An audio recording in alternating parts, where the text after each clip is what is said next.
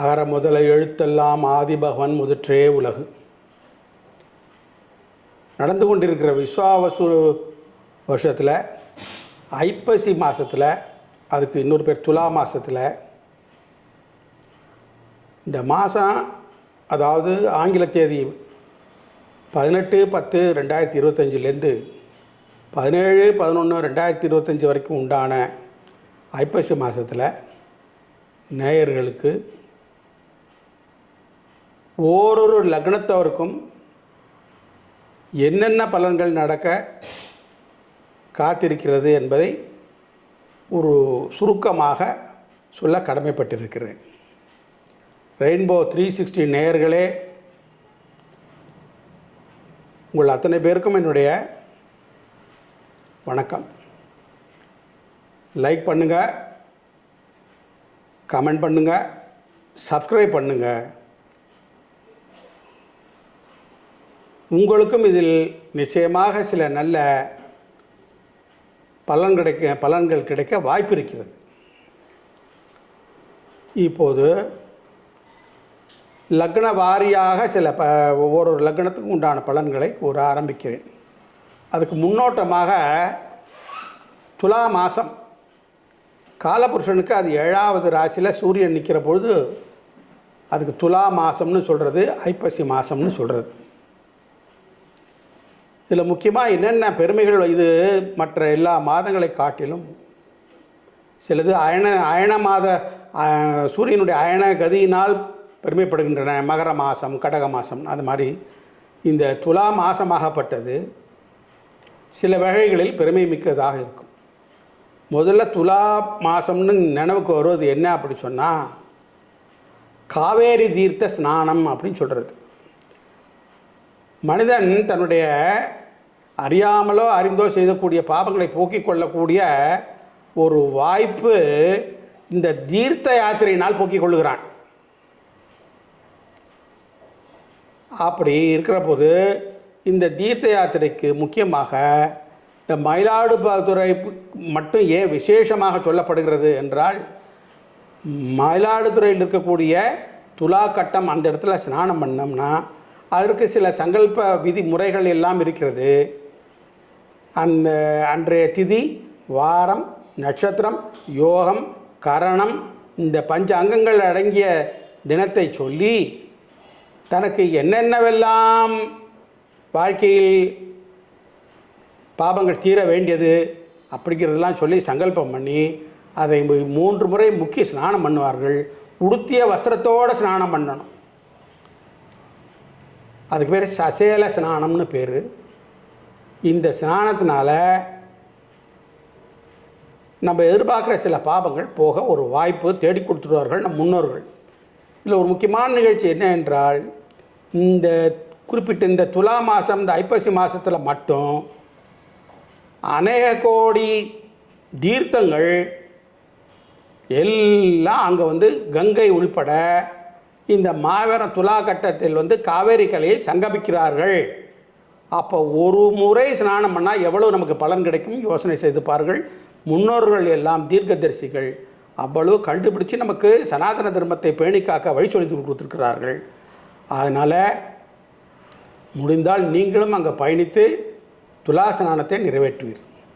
இதில் இன்னொரு ஒரு வாய்ப்பும் கொடுத்துருக்கு. இந்த 30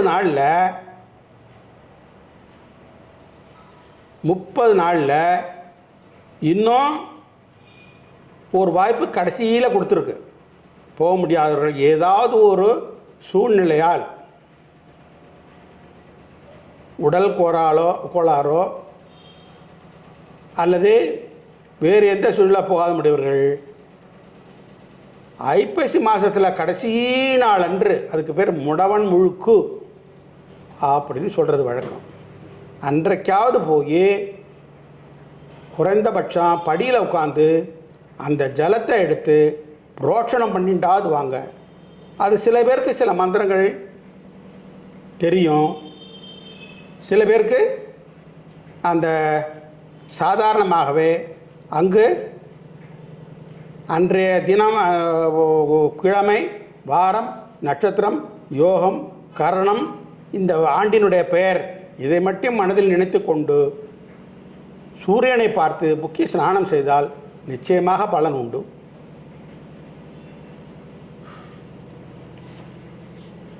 இது துலா ஸ்நான கட்டம் மிக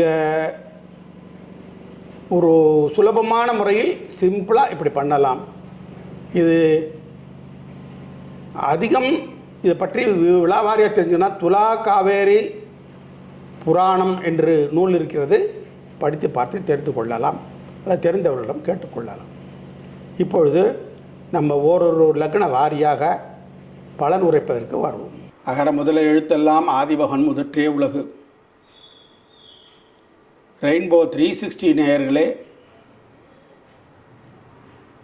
இப்பொழுது துலா லக்ன அன்பர்களுக்கு உண்டான விஸ்வாவசு வருஷ ஐப்பசி மாத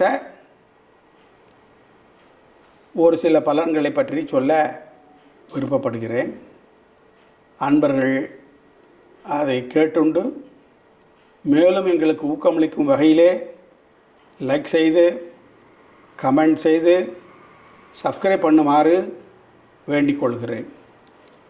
ஏதாவது குறை இருந்தாலும் சொல்லவும். இந்த சேனல் நண்பர்களுக்கு அதை சரி செய்யும் திறமை உள்ளது என்பதையும் கூறிக்கொள்கிறேன். இந்த துலா லக்னத்தை பற்றி நம்ம சொல்ல போகிறோம். அதுக்கு முன்னாடி துலாத்தை பற்றி தெரிஞ்சுக்கணும்ல. நாங்கள் பார்த்தீங்கன்னா ஒரு முக்கியமான ஜோதிட நுணுக்கம் இது. ஆத்மகாரகனாகிய சூரியன், இந்த ஆத்மாவை கண்ட்ரோல் பண்ணுறது சூரியன். ஆத்மகாரகன் பரம்பொருள்கிட்டேருந்து வந்த ஆத்மா, பிரிந்து வந்த ஆத்மா. இந்த ஆத்மகாரகனாகிய சூரியன் தன் பகைவனான சுக்கிரனுடைய வீட்டில் துலாத்தில் ஏன் நீச்சம் பெறுகிறது? அப்போ அதே இடத்தில் ஆயுளை பிடுங்கு கவரக்கூடிய சக்தி படைத்த அந்த சனி ஏன் உச்சம் பெறுகிறார் அப்படின்னு பார்க்குற பொழுது இந்த பூவு ஒரே ஒரு பாயிண்ட்டு தான். இந்த பூவுலகிலே வாழ்ந்து கொண்டிருக்கும் பொழுது அறவழியில் பொருள் ஈட்டி இன்பத்தை துய்த்து இறுதியில் வீடு பேறு பெறணும். இதுதான் ஒவ்வொரு ஜீவர்களுடைய குறிக்கோளாக இருந்து வந்திருக்குமேயானால் இந்த மெய்யுணர்தல், தன்னை அறிதல், அகம் பிரம்மாஸ்மி என்ற கோட்பாடோடு வாழ்ந்து வருபவர்களுக்கு மீண்டு பிறவாமை இல்லாமல் இருக்கும். இந்த ஆத்மா உய்வு பெறும். அதற்காகத்தான் இந்த தத்துவம் கொடுத்திருக்கிறது. மாறாக அங்கு இதன்படி போகிறவர்களுக்கு கிரகப்பீடை எட்டி நிற்கும். சனியினால் ஏற்படும் இருந்து விடுவார்கள் அவர்களுடைய செயல்பாடுகள். அதனால தான் திருவள்ளுவனார் சொன்னது போல வேண்டுதல் வேண்டும் பிறவாமை, மற்றது வேண்டின்கார் வேண்ட வரும் அப்படின்னார் திருவள்ளுவர். மீண்டு பிறவாமை வேண்டும் என்பதற்காக தான் இந்த செயல்பாடுகள் எல்லாமே. இந்த துலா லக்ன அன்பர்களை பற்றி 2 வார்த்தை சொல்லிவிட்டு அதற்குண்டான பலனை சொல்கிறேன். இந்த துலா லக்னம் இருக்கே, இது காற்று ராசி, சரராசி என்று பெயர். இது ஆற்றலில், தன்னுடைய ஆற்றலில் அதிக நம்பிக்கை, உத்வேகம், போக்குவரத்து இதெல்லாம் உள்ளது. அதிக மனோபலம், மனோரீதியாக செய்யப்படும் அனைத்து காரியங்கள் வெற்றியும், மிகச்சிறந்த கற்பனை வளமும், கலைகளில் ஈடுபாடு உடையது. பெரும்பாலான துலா லக்னக்காரர்கள் பார்த்தாக்கா ஜட்ஜாக இருப்பாங்க, மிகப்பெரிய இண்டஸ்ட்ரியலிஸ்டாக இருப்பாங்க. ஏன்னா சனி அங்கே உச்சம் பெறுகிறது. அந்த தராசு ராசியில் போய் சனி உச்சம் பெறுகிறார். அதனால தான் அங்கே ஜட்ஜாக இருப்பாங்க, பெரிய இண்டஸ்ட்ரியலிஸ்டாக இருப்பாங்க. ஆதினம் தன்மை, கலை நுணுக்கங்களில் வெற்றி பெறுதல், வியாபாரம், புகழ்பெற்ற வியாபாரம், இந்த கன்சியூமர் பொருள்கள்லாம் விற்கிறது. இதுகளில் இந்த லக்னத்தார் பெயர் பெற்றார்கள். இவர்களுக்கு நல்ல திறமை ஏற்பட்டிருக்கும். அது மட்டுமின்றி இந்த காற்று லக்னமானதால் நல்ல சம்பந்தம் பெற்றிருப்பதால் இன்பமான மன நிறைவு, சாந்தம், அன்பு குடிகொண்டுதல் இதெல்லாம் இவர்களுக்கு பளிச்சிடும் இந்த லக்னத்தார்களுக்கு.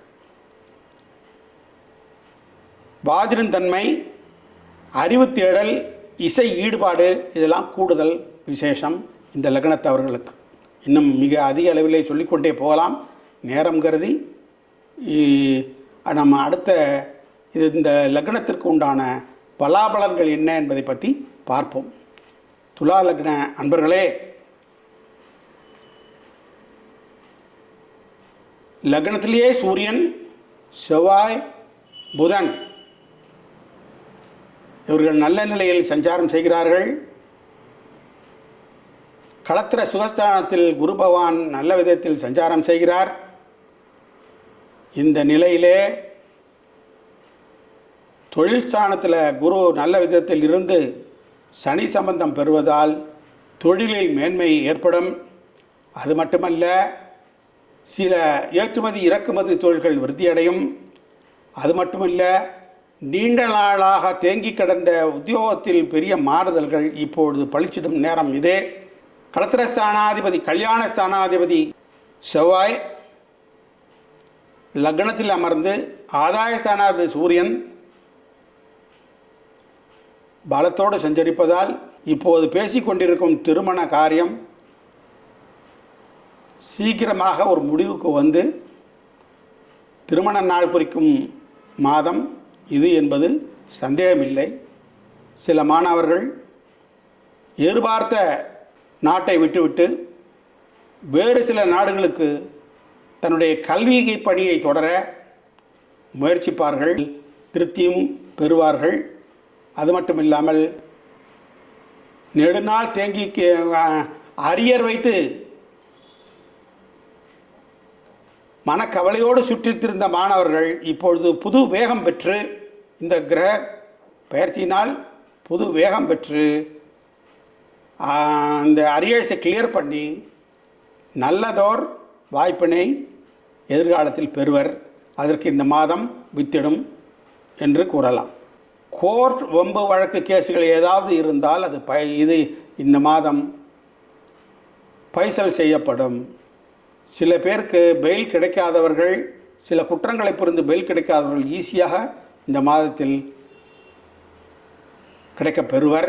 சிலருக்கு வெளி மாநிலத்தில் தொடர்பினால் சில தொழில் முடங்கி கிடந்த தொழில் எதிர்பார்த்த இடத்தில் கடன் கிடைக்காம இதெல்லாம் வெற்றியாகும் மாதம். அதனால் இப்படிப்பட்ட இந்த தீபாவளி சமய ஐப்பசி மாதம் துலா லக்ன அன்பர்களே, உங்களுக்கு ஒரு நல்ல வரப்பிரசாதம், இந்த நினைவு கூறத்தக்க மாதம் என்றே கூறலாம். வித்யாகாரகன் புதன், சூரியன், செவ்வாய் கூட்டு பெற்று அதற்கு தசம கேந்திரத்தில் வளமான குரு சஞ்சரிப்பதால் சிலருக்கு செய்தொழில் எதிர்பார்த்த லாபம் ஏற்படும். சில உத்தியோகஸ்தர்கள் மேலிடத்தில் பாராட்டும் வெகுமதியும் பெறுவர். முயற்சி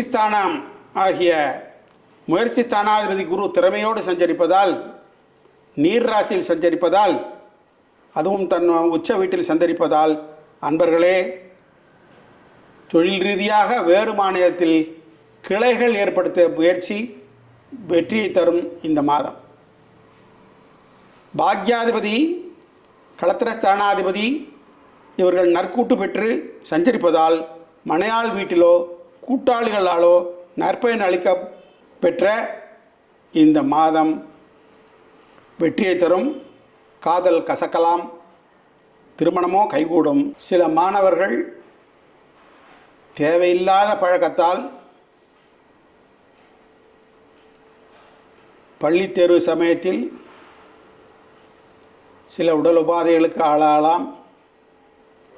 இது மட்டும் எச்சரிக்கை தேவை நண்பர்களே. நன்றி, வணக்கம்.